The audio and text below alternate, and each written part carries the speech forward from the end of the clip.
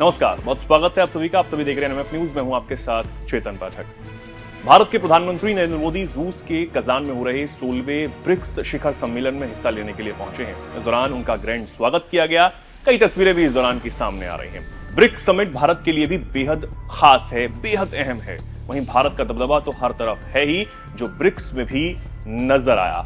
रूस के शहर कजान पहुंचने के बाद पीएम मोदी ने रूसी राष्ट्रपति व्लादिमीर पुतिन से खास मुलाकात की और द्विपक्षीय बैठक भी की। बैठक के दौरान हंसी मजाक के पल भी देखे गए। दरअसल पुतिन का भाषण समझने के लिए नरेंद्र मोदी को ट्रांसलेटर की जरूरत पर रूसी राष्ट्रपति के कमेंट ने पूरे सभागार का माहौल हल्का फुल्का कर दिया। नरेंद्र मोदी भी पुतिन की बात पर हंसे बिना रह नहीं सके। पुतिन ने कहा, हमारे संबंध इतने अच्छे हैं कि आप मेरी बात बिना ट्रांसलेटर के ही समझ जाते हैं।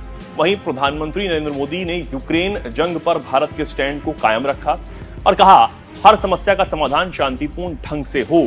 अब इन बातों से साफ नजर आता है कि भारत और रूस के बीच आखिर क्या रिश्ते हैं। किस गर्मजोशी के साथ पुतिन मोदी से मिलते हैं और कितने खुश नजर आते हैं। वैसे ब्रिक्स तो एक बहाना है। पुतिन से मोदी की मुलाकात में अहम भूमिका निभाने वाले भारत के चाणक्य अजीत डोभाल हैं। मोदी के करीबी भारत के राष्ट्रीय सुरक्षा सलाहकार अजीत डोभाल को जेम्स बॉन्ड के नाम से भी हम जानते हैं।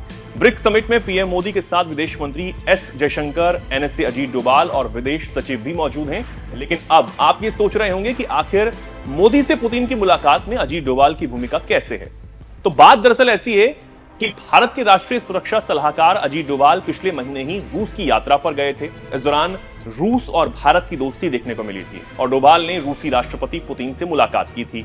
मुलाकात भी कोई ऐसी वैसी नहीं रही। पुतिन और डोभाल की अकेले मीटिंग हुई, जिसमें दोनों एक मेज पर साथ दिखे थे।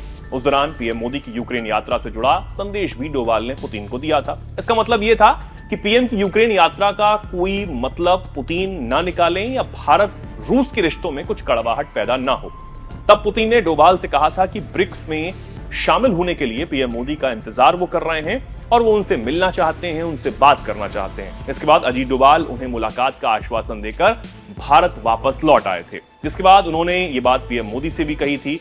और अब जब ब्रिक्स समिट में पीएम मोदी और पुतिन की मुलाकात के दौरान डोभाल को जब वहां देखा गया तो ये बात सामने आई कि पुतिन से किया वादा अजीत डोभाल ने अब निभाया है और दोनों नेताओं की मुलाकात में उनकी अहम भूमिका भी है।